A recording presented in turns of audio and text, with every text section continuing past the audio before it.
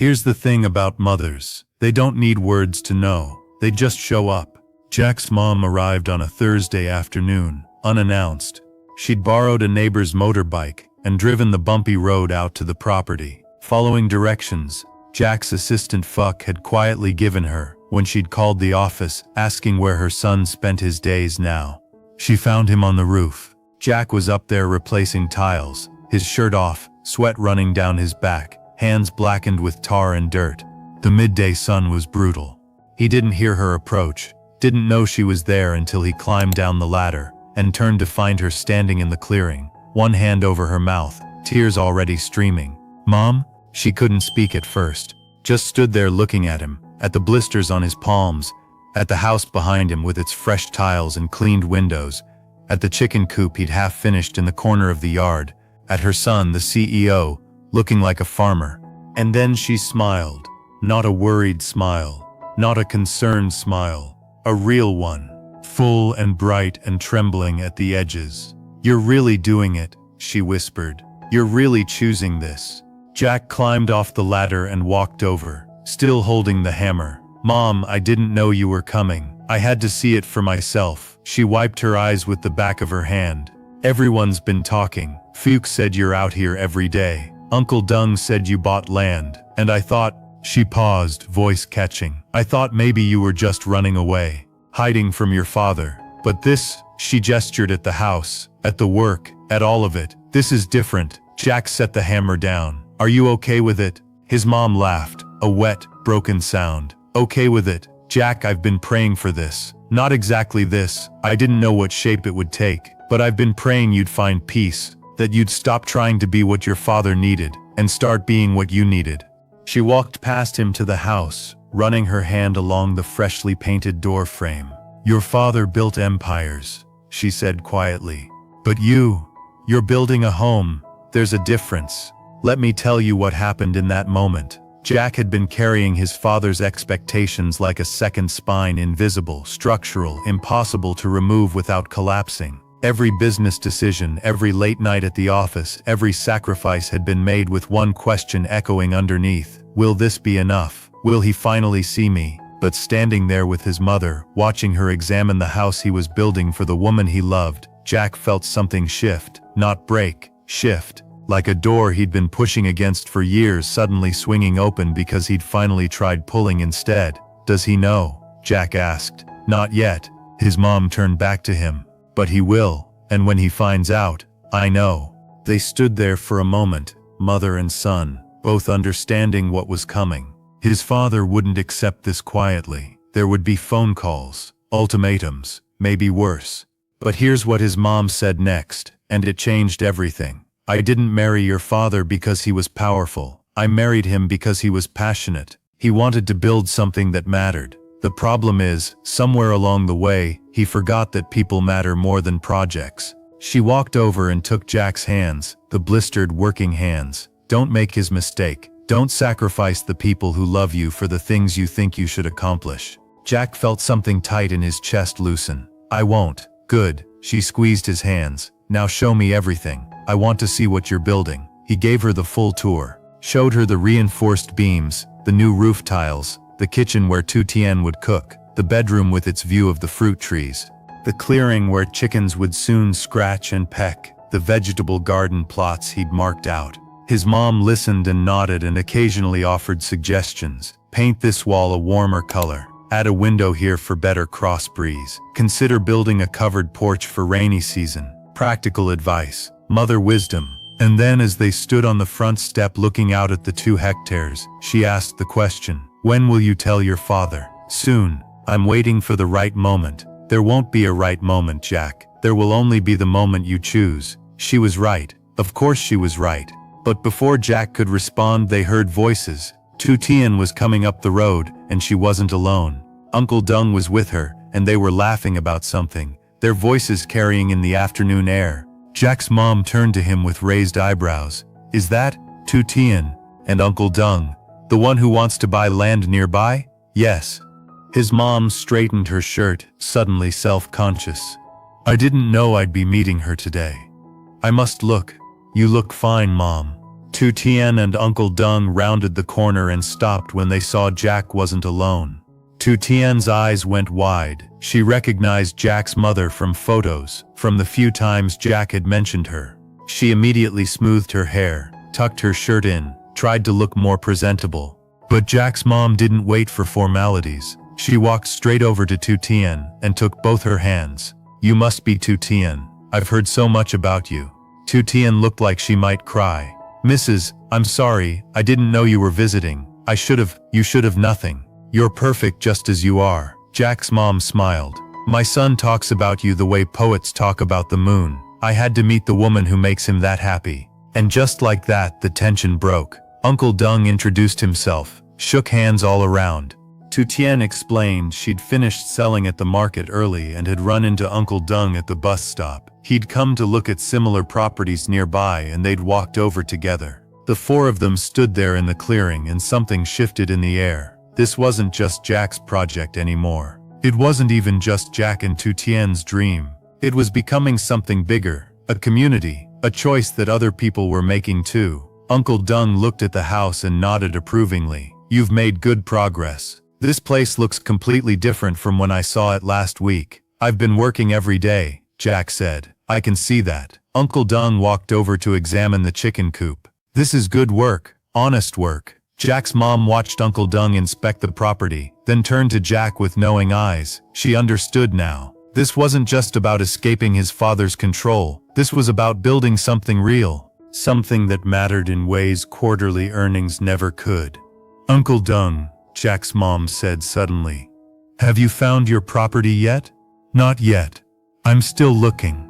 She glanced at Jack, then back at Uncle Dung. "You know, I own a small piece of land about 2 kilometers from here. It's been sitting empty for years. Nothing fancy, no house, just land. But if you're interested," Uncle Dung's eyes lit up, "I'd love to see it." And there it was, the thing nobody saw coming. Jack's mom wasn't just accepting his choice. She was joining it, supporting it, using her own resources to help build this new community he was creating. Tien caught Jack's eye across the clearing. She was smiling, but there were tears on her cheeks. Happy tears. The kind you cry when you realize you're not alone. When you realize the people who matter are choosing to stand with you. Jack's mom noticed. She walked over to Tien and put an arm around her shoulders. "Come, let's go inside and you can tell me your vision for the house. I want to hear everything." They disappeared into the house together, leaving Jack and Uncle Dung standing in the clearing. Uncle Dung looked at Jack and grinned. "Your mother is something special." "She is. You're lucky, you know, to have people who support you like this." Jack nodded, because he did know. He was building a house, yes. But more than that, he was building a life. And not alone with Tien, with Uncle Dung, with his mother, with everyone who saw what he was trying to do and said, "Yes, this matters, we'll help."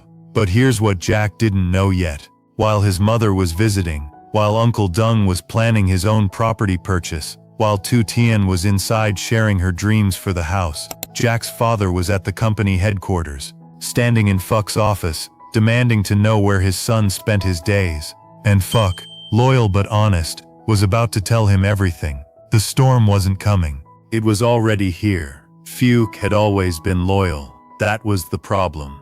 When Jack's father walked into his office that Thursday afternoon, Fuke was reviewing construction reports, the daily summaries Jack had asked him to compile and send before evening. Foundation progress, material costs, labor issues, all the details of projects Jack no longer supervised in person. "Mr. Fuke." Fuke looked up to find Jack's father standing in the doorway, not sitting, not relaxed, standing with the posture of a man who'd come for answers and wouldn't leave without them. "Sir, I didn't know you were coming by today. Where is my son?" Straight to it, no pleasantries. That was his way. Fuck hesitated. Loyalty to Jack meant protecting his choices, but loyalty to the company, to the man who'd built it, meant something too. And Fuck had been raised to respect authority, especially elders. "He's working on a personal project, sir." "What kind of project?" Another hesitation. Longer this time.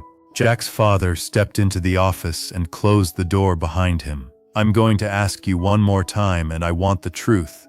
Where is my son, and what is he doing that's more important than the company he's supposed to be running? Fik felt the weight of the question, the impossible choice between two loyalties. And then he made his decision. He bought property, sir, about 20 kilometers from here. An old house with land. He's been renovating it. Silence. Heavy and dangerous. For what purpose? To live there. With. Fuck paused. With Tien. Jack's father's expression didn't change. That was worse than anger. That was control. The kind of control that came before explosions. How long has this been happening? A few weeks, sir. He comes to the office for important decisions, but most days he's at the property. I've been managing the construction projects under his direction. Everything is running smoothly. The company is fine. The company is not fine if my son is playing farmer instead of doing his job. Fuck wanted to argue. Wanted to say that Jack was doing exactly what he needed to do. That the company was running better than ever because Jack had finally delegated properly. That maybe, just maybe, this was good for everyone. But he didn't. Because Jack's father wasn't asking for opinions. He was gathering intelligence. Give me the address. Sir. I don't think. The address. Fuck. Now. And fuck. Caught between two impossible choices, wrote it down. Let me tell you what that meant. While Jack stood in the clearing talking to Uncle Dung about reinforcing beams and planting seasons, while Tien and his mother discussed paint colors and kitchen layouts, while everything felt like it was finally coming together, his father was getting in his car, address in hand, driving toward a confrontation that would test everything Jack had been building. The storm wasn't theoretical anymore. It had a destination. But back at the property, nobody knew yet. Jack's mom and Tien had emerged from the house, both smiling, talking about adding a small herb garden near the kitchen window. Uncle Dung was sketching ideas for water collection systems on a piece of scrap wood. The sun was starting its descent, turning everything golden. Jack felt something he hadn't felt in months, maybe years. Contentment, the deep kind that comes from being exactly where you're supposed to be, doing exactly what matters, surrounded by people who see you and choose you anyway. Jack. His mom walked over. Tien and I were thinking, what if we had a small gathering when the house is finished? Nothing fancy, just family and friends, Uncle Dung, maybe a few people from the village, a celebration. Jack looked at Tien, who nodded eagerly. Just something simple, to bless the house, to say thank you to everyone who helped. I think that's a wonderful idea, Jack said. Uncle Dung overheard and grinned. I'll bring my famous fish stew. Can't have a proper celebration without it. They started planning right there. Who would bring what, when it should happen, how to set up tables in the clearing. The kind of planning that assumes the future is certain, that assumes nothing will interrupt. That's when Jack's phone rang. He almost didn't answer. He'd been trying to disconnect from work during these hours to be fully present, but something made him look at the screen. Fuke. Excuse me a moment, Jack said, stepping away from the group. Fuke. What's wrong? Sir, I'm so sorry. Your father was here. He demanded to know where you were and what you were doing. I tried to deflect, but Fuck's voice was tight with guilt. I gave him the address. He's probably on his way there now. Jack felt his stomach drop. How long ago? Maybe 20 minutes. I called as soon as he left. 20 minutes. 20 kilometers. His father drove fast. That meant maybe 10 minutes before he arrived. Okay. Thank you for telling me. Fuck. It's not your fault. I should've. It's not your fault, Jack repeated firmly. This was always going to happen. Better to face it now than later. He hung up and stood there for a moment, phone in hand, watching his mother and Tien and Uncle Dung laugh about something in the clearing. Watching the life he was building. The choice he'd made. And he knew, this was the moment his mother had warned him about. The one he'd been avoiding. The conversation he'd been delaying because there was never a right time. Well, the time had chosen itself. Jack walked back to the group.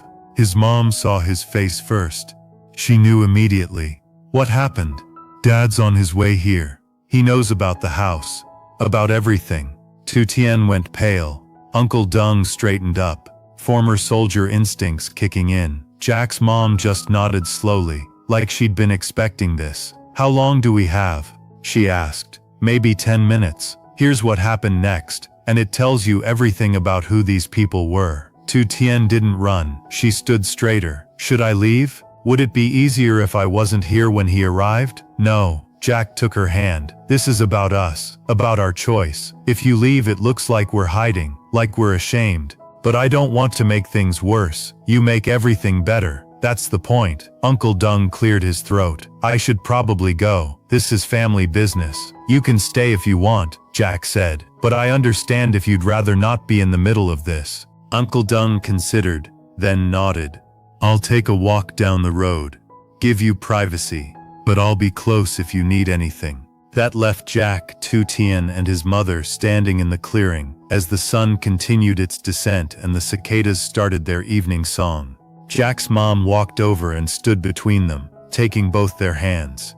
"Listen to me, both of you. Your father is going to say things, hurtful things, probably. He's going to try to make you feel small, like this choice is foolish or childish or beneath you. I know, Mom, but here's what you need to remember. He's scared. He built his entire identity on success and control and legacy. And you're choosing something he doesn't understand, something he can't control. That terrifies him." She squeezed their hands. "Don't match his anger. Don't try to win an argument. Just stand firm in your choice. That's all you can do." Tien looked at Jack with worried eyes. "What if he forbids it? What if he can't forbid anything. I'm not a child. Neither are you. We're adults making adult choices. But the company will be fine. Fuke is capable. The projects are running smoothly. And if Dad can't accept that I need a different kind of life," Jack paused, "then that's his choice to make." They stood there, the three of them waiting. The sun dropped lower. The shadows grew longer. The beautiful golden hour turned orange, then purple, and then they heard it, a car engine, coming up the road, fast. Jack's father had arrived. The car pulled into the clearing and stopped. The engine cut off. The door opened, and Jack's father stepped out. He was still wearing his suit from the office, perfectly pressed, tie straight, shoes polished. He looked completely out of place in the rural setting, like a businessman who'd gotten lost and ended up somewhere he didn't belong. He looked at the house, at the chicken coop, at his son standing there in work clothes with dirt under his fingernails, at Tien beside him, at his wife who met his eyes without flinching. And then he spoke. "So this is where you've been, playing farmer while your company falls apart." Jack felt Tien's hand tighten in his. He squeezed back a silent message. "I've got this. The company isn't falling apart, Dad. Fuck sends me daily reports. Everything is running smoothly. Better than before, actually, because I've properly delegated." Delegated. His father said the word like it tasted bitter. "You mean abandoned?" "I mean delegated. There's a difference." His father walked closer, examining the house with critical eyes. "And this is what you gave up everything for? An old house in the middle of nowhere?" Here's where Jack could have gotten defensive, could have argued or justified or explained, but he remembered his mother's advice. "Don't match the anger. Just stand firm. I didn't give up everything. I chose differently." There's a difference there too. His father turned to face him fully. And for the first time in his life, Jack saw something in his father's eyes he'd never seen before. Fear. Fear. Not anger. Not disappointment. Fear. Because Jack was choosing something his father couldn't understand, couldn't control, couldn't fix with money or power or strategy, and that terrified him. "You're throwing away everything I built," his father said quietly. "Everything I sacrificed for, everything I gave you." Jack felt his mother's hand on his shoulder, felt Tien's presence beside him, and he found his answer. "No, Dad, I'm not throwing away what you built. I'm just not building my life on the same foundation. You chose empire. I'm choosing home. Both are valid, both matter, but they're different." Silence fell over the clearing. The sun had almost set. The first stars were appearing. The cicadas were loud now, filling the air with their song. And Jack's father stood there, suit out of place, power meaningless, facing the one thing he couldn't control, his son's freedom. You know what happens when two versions of success stand face to face? One of them has to bend. Jack's father stood there in his perfect suit, and Jack could see him calculating. This was what he did: assess situations, find leverage points, determine the winning strategy. He'd built an empire on that skill, but this wasn't a boardroom, and Jack wasn't a competitor. He was a son who'd finally learned to say no. Jack's father walked slowly around the property, hands clasped behind his back. He examined the new roof tiles, ran his hand along the reinforced door frame, looked into the clearing where the chicken coop stood half-finished. His face gave nothing away. Finally, he stopped in front of Tien. She stood straighter, meeting his eyes even though Jack could feel her trembling slightly. This was the moment she'd been dreading, facing the father who could destroy everything with a word, a decision, a withdrawal of support. "So you're Tien?" "Yes, sir. The woman my son chose over his company." Tien's voice was steady when she answered. "I never asked him to choose, sir. Jack made his own decisions." "Did you?" Jack's father turned to Jack. "Or did she make them for you? A pretty face, a simple life. It's very romantic, very appealing when you're tired. But what happens in 6 months, a year? When the romance wears off, and you realize what you gave up?" Here's what Jack could have said. "I didn't give up anything. Or you don't understand. Or this is different." But he'd spent too many years trying to convince his father of things, trying to earn approval that never quite came, trying to be enough. So instead he said this. "Dad, do you remember when you first met Mom?" The question clearly caught his father off guard. "What does that have to do? Do you remember?" "You've told me the story. She was a teacher. You were just starting your first business. You had nothing, no money, no connections, just big dreams and a lot of work ahead of you." Jack's father's jaw tightened. "That was different." "How?" "I was building something, creating value, not running away from responsibility. You were choosing what mattered to you, just like I am now." Jack's mother stepped forward then. She'd been quiet, watching, but now she moved to stand beside her husband. "He's right, you know. You chose me over your father's expectations too. Your father wanted you to marry the daughter of his business partner. Remember, he said it would be strategic, good for expansion." Jack's father looked at his wife, and something passed between them. A shared history, a memory of their own rebellion. "That was different," he repeated, but his voice had less certainty now. "It wasn't different," Jack's mom said gently. "You chose love and partnership over strategy and control. You chose to build a life with someone who made you happy, even though it meant disappointing your father. And now Jack is doing the same thing." The clearing fell quiet. Even the cicadas seemed to pause, like they were holding their breath. Jack's father looked at his wife, then at Jack, then at Tien. And slowly, so slowly Jack almost missed it, something in his posture changed. The rigid control softened just slightly. The businessman gave way, for just a moment, to the father. "I didn't build everything I built so you could throw it away," he said quietly. "I know, I wanted you to have more than I had. Better opportunities, an easier path. I know that too. And this," he gestured at the house, the land, all of it. "This feels like you're rejecting everything I gave you."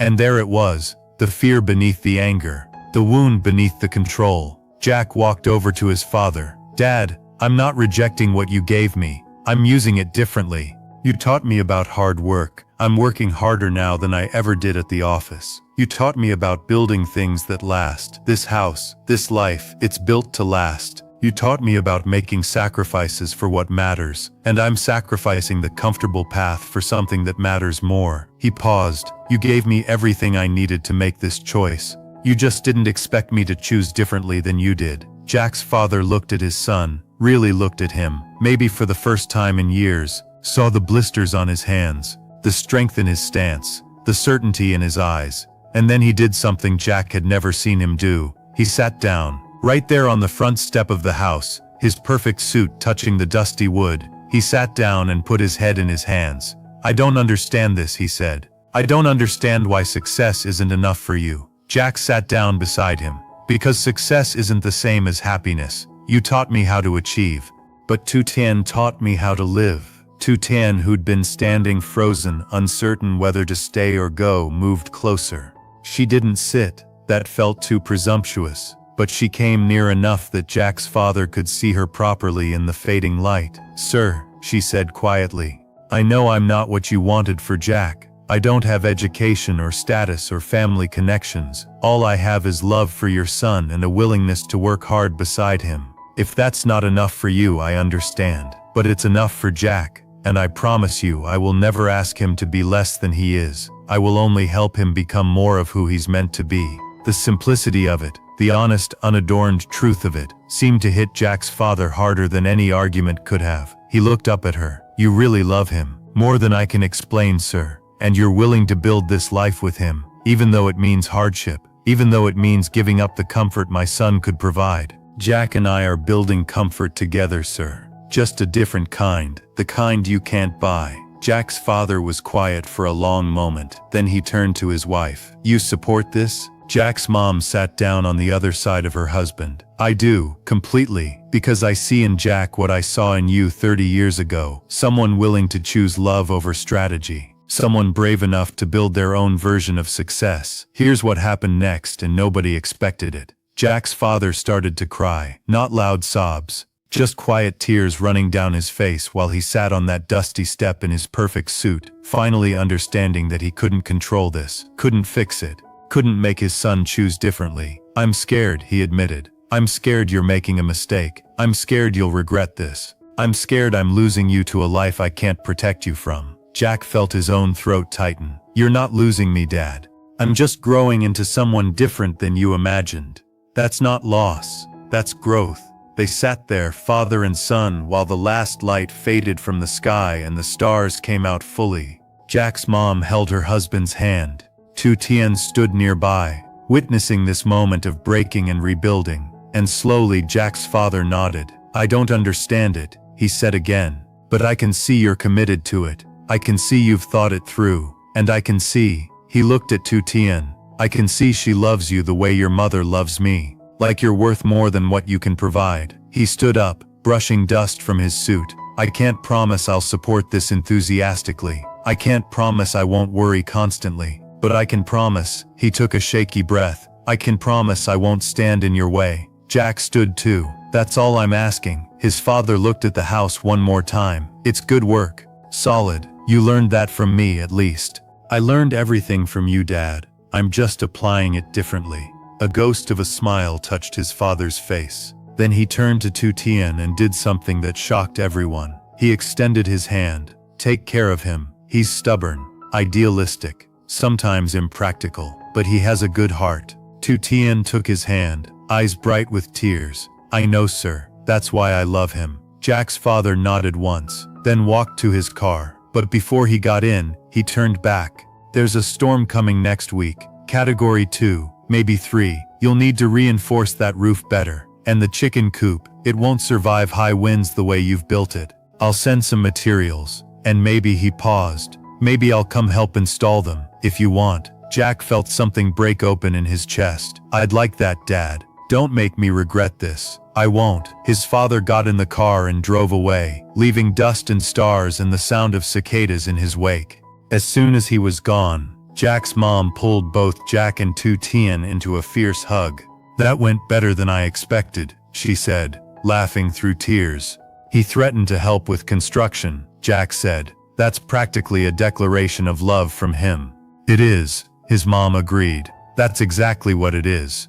Uncle Dung emerged from down the road, having given them privacy. "Is it safe to come back?" "It's safe," Jack called out. "Crisis averted, mostly." They gathered in the clearing as full darkness fell. Someone, Tien, probably had lit candles in the house, and warm light spilled through the windows. The place looked different now. Not just an old house being renovated, a home being born. "We should celebrate," Uncle Dung said. "I have rice wine at home. Let me go get it. And I'll cook," Tien added. "We have bamboo shoots and vegetables. It's not much, but it's perfect," Jack's mom said.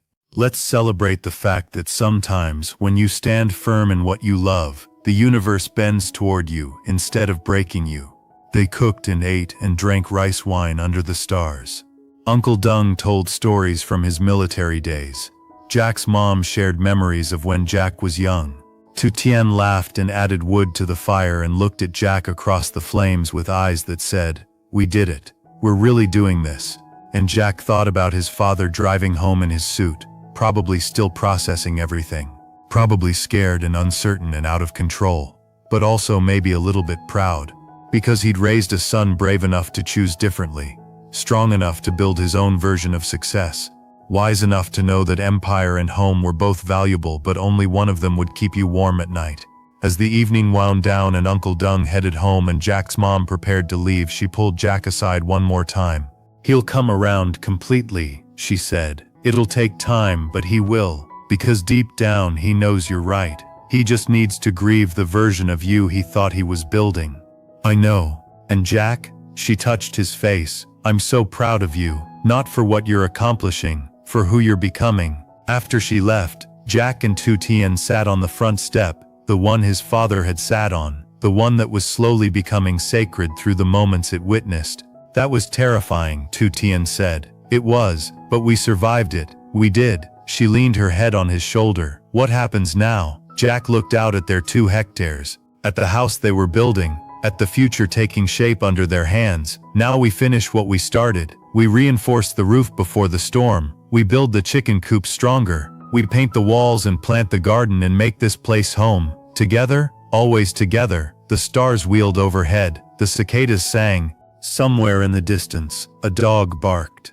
Normal sounds, peaceful sounds, the sounds of a life worth building.